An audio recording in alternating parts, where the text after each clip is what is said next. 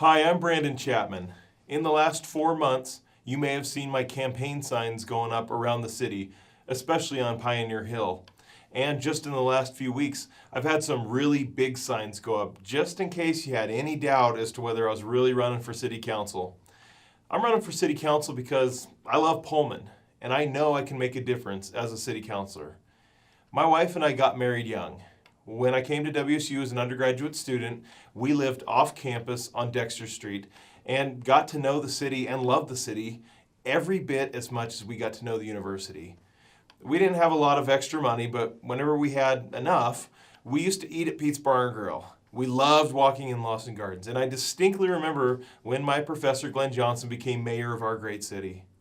Our oldest son was born the month after I graduated, just 3 days before we moved away from Pullman in order for me to attend grad school. I feel very blessed at some of the neat things I've been able to do since leaving Pullman with my family.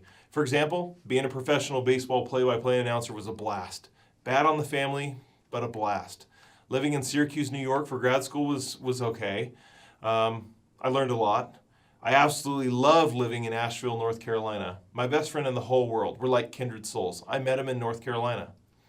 We moved back to Washington State in 2008. It was the right time to do that. But everything, all of those previous experiences, plus 2 new kids to add to the 2 that we already had, primed us for the chance to come back to Pullman. In 2013, the company I was working for was sold for $1 billion. You know, anytime there's a company sale or merger, there are a lot of unknowns.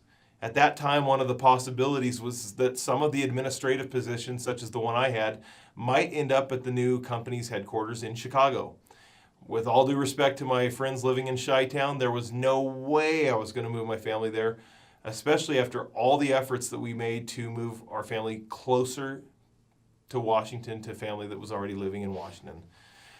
Through a lot of thought and prayer and great memories from a previous era in our lives, my wife and I made the decision to move back to Pullman. It was, after all, a great place to raise kids. Good schools, low crime. There was an opening for a job at WSU. I jumped at that chance, and I feel very blessed that I was chosen for the job. I believe in service. So the moment I moved to town, I immediately got involved in a variety of things. I've been a youth coach through Parks and Rec and the Pullman Youth Baseball Association. I've been the PYBA president the last few years. I've been involved in Pullman Kiwanis, high school and college mentoring through my church, etc., etc. After about 3 years living in Pullman, I realized that this city that I knew and loved was still the same city. But there was also a few issues I felt like I could help with. One, for example, was the positive interaction between city councilors and their residents. Some of our city councilors are already friends of mine, and I respect them greatly. But when a few issues cropped up within the ward my family lives in, Ward 3, I reached out to some of the individuals, and not only did we not get help, in the case of one counselor, we didn't even get the respect of any kind of response. Kudos to Eileen McCall as our at-large counselor, who was on some of those messages. She took the time to look into the issue, an issue that had already had concern shown from the school district, Franklin Elementary School, police, and fire. But I got no response from my other elected counselors. This isn't Seattle City Council. This is Pullman. Non-responsive city councilors are not acceptable, not to me. And I would imagine not to a lot of folks. So here's the thing. No matter what, when a new city councilor challenges an incumbent, there's always this inherent negative that is portrayed. I mean, after all, if everything is going swimmingly, why would somebody run? They wouldn't, right? If I felt Jeff Hawbaker could do a better job on council than me, it would just be selfish of me to run. But if I'm saying that I can do a better job, there's an inherent statement in there that I think somehow he's doing a bad job. But that's sort of a fallacy. I mean, it's really not something that has to go all the way to the extreme, because one, I'm very thankful that he stepped up 8 years ago and ran, and 4 years ago, and this time around. And two, most things are going well in our city. I recognize that. Do we still have the low crime and good schools I anticipated when we moved here? Yes, we absolutely do. I'm very happy with Pullman. But that doesn't mean I think we should ignore certain things that are, we'll call them oversights. In fact, the minute we put our collective heads in the sand, that's when things get away from us. So what are the challenges that we have as a city? Is it the aquifer and how to recharge it? How to engage in better water reuse instead of effluent just being dumped into the South Fork? Is it mitigating our traffic and parking issues? Or other vital parts of the public transportation network, such as biking lanes, etc.? What about revitalizing downtown? Dealing with a growing population and how to deal with public safety infrastructure? What about sidewalks not being put in according to our own city standards? And of course, the big question that always comes up, how do we pay for it all? I really think one of our strengths as a community is our intellectual capital. We have hospital personnel, school district, WSU, SCL, the meter group / company formerly known as Decagon, Digilent. We have small business owners. We have so many smart people here, much smarter than me.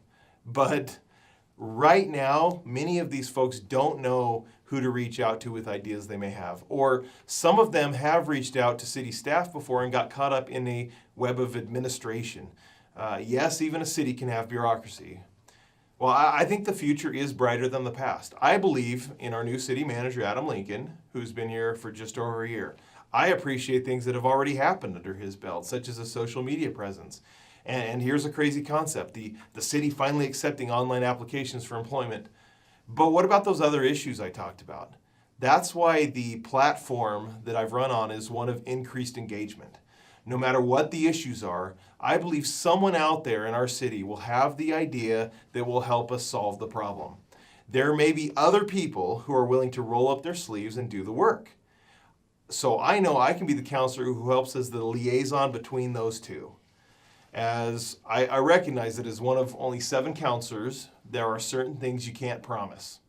But here's what I can promise: communication and connection. Once a month, an e-newsletter to at least give you one city councilor's view on where we stand with some of the city goals, what's going well, what the struggles are, what you can do to help if you choose. A few times a year, a town hall style event where I can listen to what you need and want to say. Also, when a counselor is doing the public's business in public, they have to be willing to speak up. I'm not talking about needlessly talking or pontificating simply to do it. But if meeting after meeting after meeting passes and the only thing a counselor says is present during roll call and aye on every vote, how can residents actually know where their counselor stands on anything? There's a group called Municipal Research and Service Center, the MRSC. It serves all of the cities and towns in Washington. The MRSC has written that the public evaluates the performance of its elected officials to a great extent by what happens at meetings, and that many citizens form their opinion of the city government on the basis of having attended just even one council meeting. This is the time to let citizens know where you stand, to show them that the council is capable of doing its job. So that means to me, speaking up and asking the right kind of questions and not being afraid to ask follow-up questions as well. I think this is a thing that is an issue of respect. I think this is respectful to the residents whom you serve. I'm excited at the opportunity to potentially serve this great city.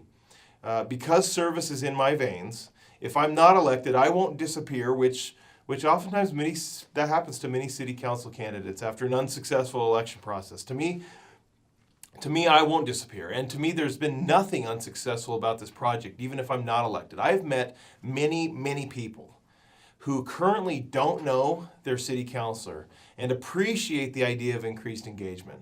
I am better for having met them. I'm super stoked about the conversations I've been able to have. I hold these new friendships dear to me, but I still am asking for your vote to help me help you to keep the great Pullman core values, but also tap into that intellectual capital we have and find the solutions to the issues that come up.